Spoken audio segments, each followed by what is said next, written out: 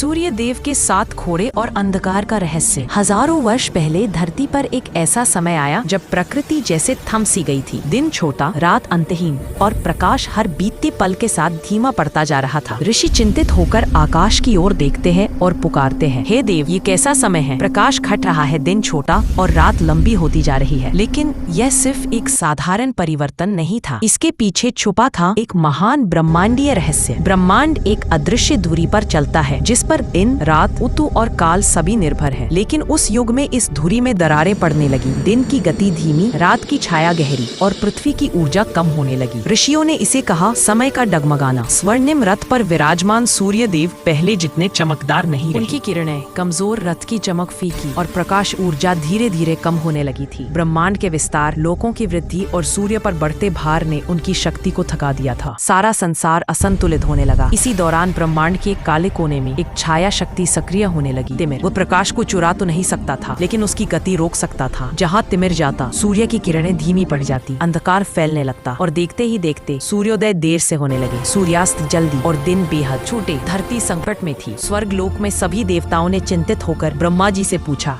देव, इसे कैसे रोका जाए? तभी ब्रह्मा जी बोले, सूर्य को नई गति चाहिए, नई ऊर्जा और नया तेज। उनके रथ को 7 शक्तियों से जोड़ो। एक दिव्य मंडल खुला, आकाश में प्रकाश फटा और 7 घोड़े प्रकट हुए। ऊर्जा, तप, तेजस, ज्वाला, किरण, हर्ष और प्रभा। हर घोड़े के साथ अलग रंग की चमक, अलग शक्ति, अलग तड़ित। जब 7 घोड़े सूर्य के रथ से जुड़े तो आकाश गूंज उठा, हवाएं थम गई, अंधकार सहमकर पीछे हट गया और सूर्य देव पहले से कई गुना तेज चमक उठे। अरुण ने लगाम थामी और गर्जना की, देव, अब अंधकार को चुनौती दी जाएगी। घोड़े बिजली जैसी गति से दौड़े। अंधकार का पर्दा चीरते हुए प्रकाश फिर से जग उठा। धरती जाग गई। समय फिर पटरी पर लौट आया। दिन बढ़ने लगे, रात नियंत्रित होने लगी और उसी दिन से सूर्य देव हर सुबह अपने 7 घोड़ों के साथ अंधकार के विरुद्ध उसी युद्ध को दोहराते हैं, जीवन, प्रकाश और आशा के लिए। यही है सूर्य देव के 7 घोड़ों की कथा, प्रकाश की अनंत विजय और ब्रह्मांड के संतुलन की अमर कहानी। कहानी पसंद आई हो तो कमेंट सेक्शन में जय सूर्य देव लिखना न भूले। धन्यवाद।